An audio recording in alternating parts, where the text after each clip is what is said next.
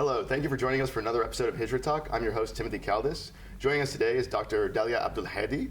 She's an Associate Professor of Sociology and at the Center for Middle Eastern Studies at Lund University in Sweden. She's also author of a book, The Lebanese Diaspora, and currently working on another book on the integration of children of migrants in the United States, Germany, and France. Thanks so much for joining us today. Oh, thank you, Tim. It's a pleasure to have you here. We're going to be talking about the integration of migrants in their host countries and the experience that they're having and what challenges they faced and where we've seen success as well. There's often a sense that host countries have an issue with migrants coming in because there's such a deep cultural gap, and there's this fear that they won't be able to integrate because of these differences in their cultural background or religious background. What are you seeing in terms of that? Is that fear well founded, or is it really just based on stereotypes? I guess to directly answer your question, whether the fear is well founded, the answer is simply no. It's not well founded. That assumption is based, that notion is based on another assumption, or an assumption that the host culture themselves are homogeneous, and that the migrants come also from equally homogeneous cultures, and then you get that clash.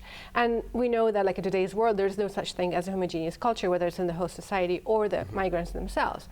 There's definitely high levels of diversity within the migrant communities and definitely in the host societies. And with globalization, with global values and global media, and all of these things, a teenager in Egypt grows up watching more American TV than anybody else. Yeah. So if we're saying that they would have a different culture than a teenager in the US, that's kind of no, it doesn't mean much. I guess going off of Benedict Anderson's concept of an imagined community, so a nation is an imagined community, it's how we perceive ourselves to be unified as having some sort of cohesive national identity. If the imagined community imagines that it's a nation of immigrants, does that make it a little bit easier for them to perhaps accept a more diverse group of people, or does it not make, in practical terms, in your experience, much difference? I want to say yes, but the reality does not help me do a whole lot of that. Yes, of course, levels of xenophobia, for example, are different when you compare a place like United States and France, but there's still xenophobia in the States. And people are still not as welcoming of, newcomers, right? There's the kind of the simplistic stereotype of an immigrant who coming in and then they wanted to close the door after themselves. Yes, that's and also common. and then thinking but I'm the good migrant, I'm the one who worked hard, I earned my position in American society. Everybody else is not doing that, and they don't deserve to be here. So yes, of course, the imagination of the country as being made of immigrants is important, but in terms of everyday life, I don't think people think about it that much, or actually act based on it that much. I want to look at this issue of past experiences. We have a lot of countries where other migrant communities came in, faced a lot of discrimination, but now are kind of seen as part and parcel of the national identity. So I'm thinking, for example, of Italian and Irish immigrants to the United States who faced an enormous amount of discrimination when they arrived, but currently are not really thought of as a kind of separated or distinct community. They're part of the fabric of the United States, whereas the discourse, for example, about the Latin American community in the United States or the Arab or Muslim community in the United States is still one that questions whether or not they can integrate and fully become a part of society. Do you see those comparisons are similar, or are they a very different experience? Well, thank you for bringing this up, because a lot of people actually tend to either forget or they're not at all aware of the fact that groups like Italians and the Irish in the US were not always considered white. They were considered to be people who had had their own race, and that difference was described in physical terms, which you think about that now, it's a little bit mind-boggling. It's how can you tell the difference between an Irish and an English, for that matter? But yes, of course, these groups were considered to be different. They had different religions, they spoke with funny accents, and they were assumed to not be assimilable. They were never going to become like us, was the understanding. And of course, this is not the case right now. As you said, right now, they're part of the fabric of what it means to be a white American. And then there are people showing that there are similarities in the discourses and the way people have referred to the Irish and the Italians. and the way people refer to Mexicans now. And also showing kind of like the similarities in the patterns of integration, saying that, okay, just it's a matter of time, and eventually like Mexicans are just going to become as much a fabric of American society as other groups as well. The argument is difficult to replicate in the European context, though. Perhaps because there is a shorter history of migration, perhaps because like the groups that have migrated from outside of Europe, I mean, they are fairly more recent arrivals. So people are still kind of like, you know, they need to find the rhythm, or they need to kind of like find a way to kind of like, okay, calm down, it's just a matter of time, and you know it will happen. There are not a whole lot of previous experiences to compare to, so it may be a little harder. It may take a little bit more time. Definitely, there are more bumps along the road than we can say is the case for Mexicans in the U.S. Okay, so in the case of the Arab and Muslim community in Europe, you think that it might not go as smoothly if we just leave it for a long amount of time? I mean, if we, for example, in France, we have a fairly long-established Muslim community that's been there for, you know, a lot of them migrated there following World War II to fill a lot of labor positions in factories after a number of Frenchmen died in the war. If we look at them compared to newer arrival Muslim communities in other parts of Europe, have they had more success, or have they become a deeper part of? Have they become more deeply integrated in society than their counterparts? I think wherever in almost every part of the world, we can talk about like the different waves of migrants, kind of like opening up space for newer waves. So yes, the first wave probably would have like a harder time, and then like, you know, the second wave a little bit easier, third wave, of course, you know. I mean, there are different challenges for each wave, but like at least, you know, like society becomes a little bit more ready and more accepting of difference. I want to unpack this concept of integration and assimilation, which are phrases that get thrown around a lot, and an obligation that's seen as existing for migrants.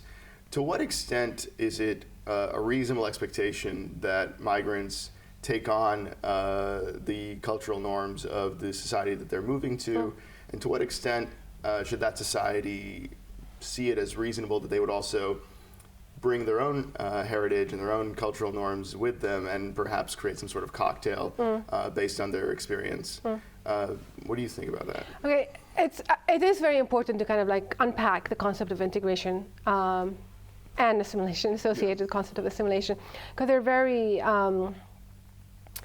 loaded concepts. Yes. So integration refers to what an individual does to become part of a larger whole. So become part of a larger society. But it's individual effort is what we're talking about.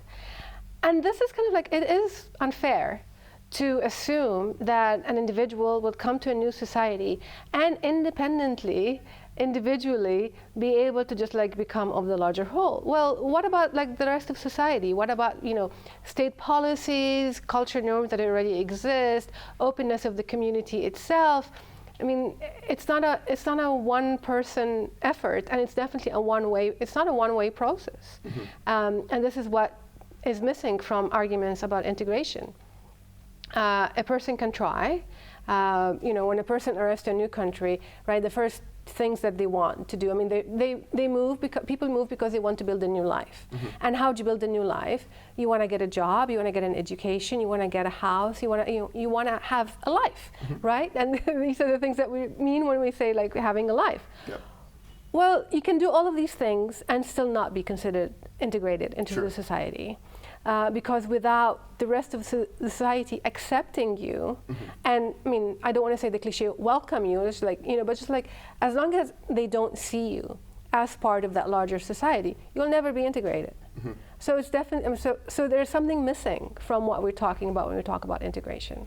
And I mean, to what extent is that also an idealized goal? I mean, is it there, for example, the EU has a covenant on respecting cultural diversity, Article 22, and on some level, is this pressure or purported desirability of assimilation at odds with this concept of respecting cultural diversity? Is it not is it at times not really respectful of the cultural heritage of the individuals who are coming to the country to expect this sort of assimilation to happen? Or are there degrees that are reasonable and degrees that seem to be excessive? I think, no, the two are not at odds with each other. Okay.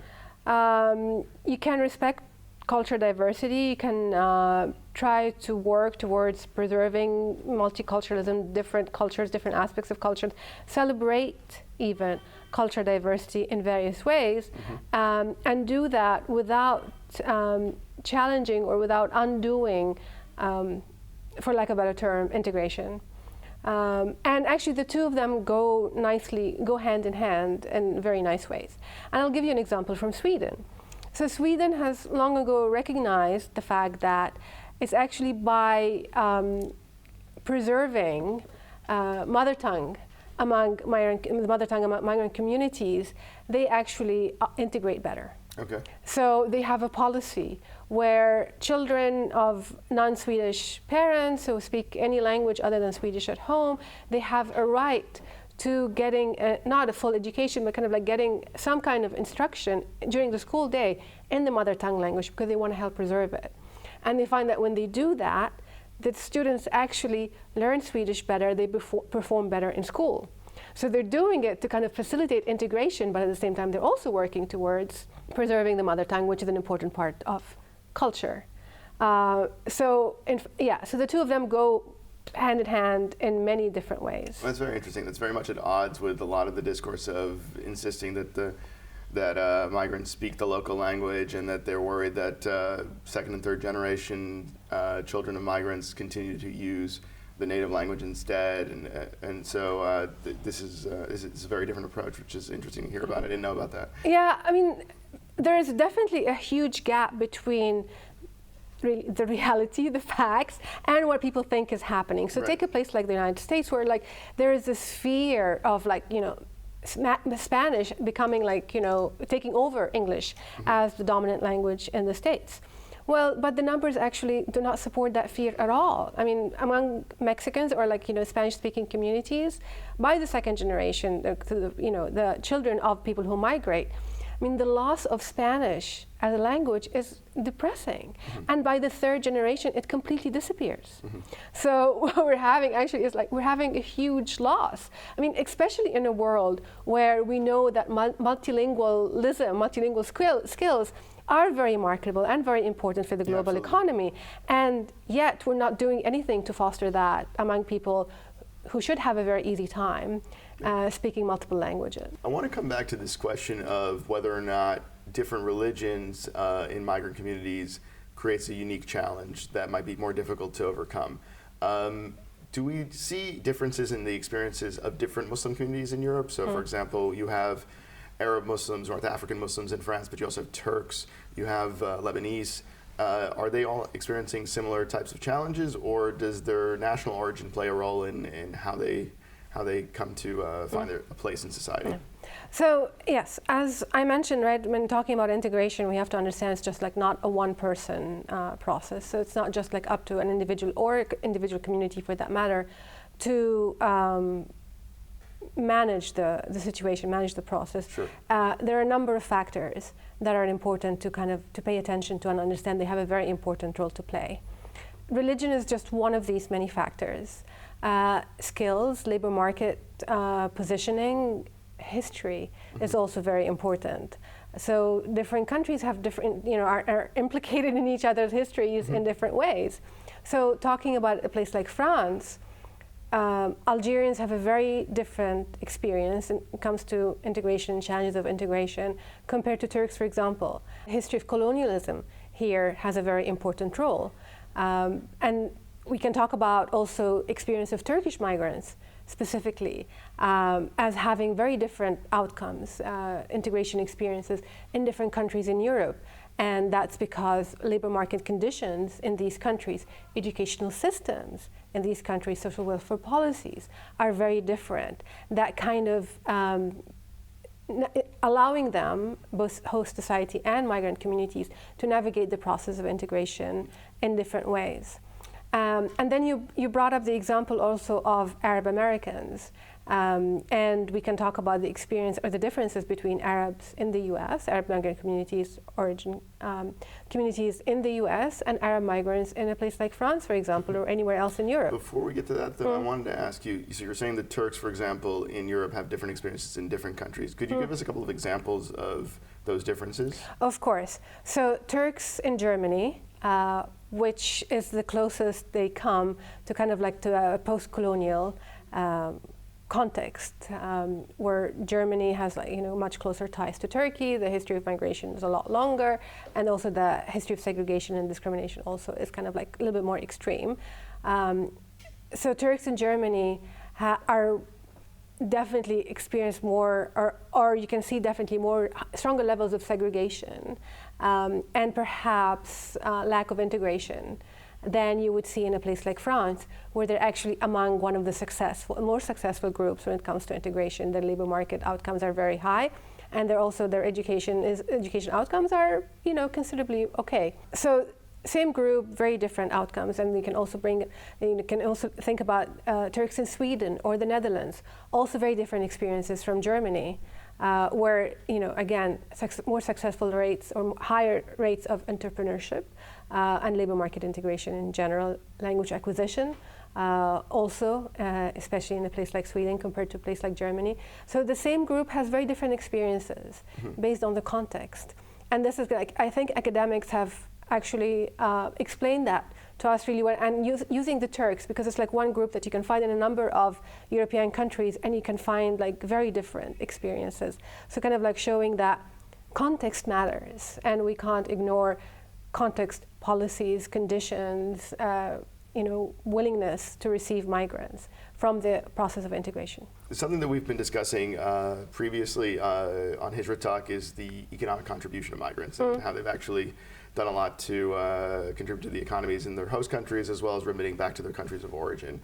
At the same time, there's a lot of talk about their inability to be integrated, and also, and we wonder to what extent is that perhaps tied to governments avoiding dealing with challenging economic questions and discontent by scapegoating perhaps a foreign community that's more vulnerable and less in the position to defend itself because it's not as politically established. Do you see that in your research? Absolutely. So economists, they can and have done a much better job than me, kind of like showing us the economics of it all, of kind of like, of actual numbers migrants are contributing to the economies where they migrate to, instead of like taking from these economies, which is kind of like the common assumption. But like for me, an important part of the story is that, well, migrants do contribute economically to their host societies, but only when given a chance to contribute. So the only thing that a migrant can do, the only thing that's really in their control, is to apply for jobs, and is to make sure that they have the skills and the experience and like whatever it takes to get a job. Everything else is beyond their control. So there are people I've talked to, for example, like among the North Africans in France, who, some of them like apply for 100 plus, more than 100 job applications in a short period of time, and it's just like, they're compulsively apply for jobs because they really desperately need a job, and it's the only thing that they can control, so they do it. But then they're still unable to get jobs. They're still unemployed, and it's not a position that it's not something that makes them happy. It's not something that make them feel fulfilled. But it's the only thing that they can do. So in terms of like migrant economic contribution, there are two sides to this contribution, and one side, actually there are multiple examples of it in action, migrants applying, migrants getting education, migrants improving their skills, migrants doing. But then the other side is the acceptance of it, is actually offering them a job. Right. And there are examples, right? The study that never gets old in multiple contexts around the world, where you send the exact same CV, but you make a number, or just like one particular key change, either the name or kind of like something like an ethnic marker of the applicant, and just wait and see who gets called for an interview and who doesn't. And it's not surprising, right, that people who have migrant names, and by migrant names who in France, right, so like Arab sounding names, Muslim names, they don't get called for jobs. Meanwhile, the exact same CV, you just change the name and you put a French name on it, people do get called for jobs. Yeah, and one study I saw said that the same exact qualifications with an Arab name or a French name, the Arab name got called back 1/6 as often as the French name. Yeah. There was a very stark difference. So the only thing that the migrant can do, right? I mean, their part of the integration process is to apply, and they do apply. Right. But then after that, they don't have control over the process. But then, despite that, right? They're not giving up, right? Because we see very high rates of migrant self-entrepreneurship, businesses that are owned and managed, controlled, filled by migrants. Because when the formal economy refuses to give them a position, to give them a chance, the only option that's available for them is to start their own businesses. Yeah. And we're seeing that in a number of communities. So Turks. In some contexts, so in Sweden and to some extent in Germany and France, they have very high rates of entrepreneurship. And okay, is it something that's cultural? Is it something that they carry with them, that they bring with them from home? I'm not so sure. I think it's something that's dictated by the conditions of the refusal of the formal economy to give them a space. Can we close with something a little bit more hopeful? Ultimately, these communities often do thrive and do find a place. It might involve some hostility, it might involve some antagonism, but they do find a way there. And can you tell me a couple of your favorite examples of situations or communities that have managed to do fairly well, and what hopeful message we can take from that? So I spent many years of my life studying the Lebanese immigrant community, right? And it's a community that prides itself in being a chameleon, right? That they just adapt to every environment they find themselves in. I don't think it's a natural, I don't think it's particular to the Lebanese, but just as one example, right, where they've really integrated very well in the different societies that they migrated to. And one thing that perhaps is peculiar or unique to the Lebanese is that they've migrated all over the world. Almost any country in the world you go to, you're going to find a Lebanese community, kind of making my life a little easy when I was studying them. So that's definitely one example where, wherever they went, they've learned the language, they got jobs, they got an education, they participated in politics. And sometimes you can even say they became indistinguishable from the host communities. Yeah. We see that in El Salvador, actually, with the Palestinian community as well. Absolutely. Palestinians is the same story, right? And the Egyptians, right? We can talk about the famous Egyptian scientists and doctors and engineers all around the world. We can talk about the artists and we can talk about Edward Said, and we can talk about there's a huge diaspora academic community. Shakira, and we can talk about there are many famous artists, intellectuals, academics, politicians, right? Every spheres of life, so people who have migrant origin. So there's an argument out there about how migration because of the challenges involved in the process, right? They it fosters creativity, it fosters engagement with the world, it fosters just an ability to see things differently and therefore do things differently. And all of these things are innovation is very much related to that. Well, it's really great to hear that there's some positive elements as well. And I think that the experience of migrants finding creative ways to thrive is always something that gives me hope, and I really enjoy learning more about it. And of course, it's very important to dissect all the challenges that come with migration and how context shapes their experience to a large extent, but also how they find a way to navigate around that. Thank you so much for joining us. It was really great to have you. Thank you very much, Tim. I enjoyed it too. Take care. And thank you for joining us on Hijrah Talk. And look forward to seeing you in the next episode.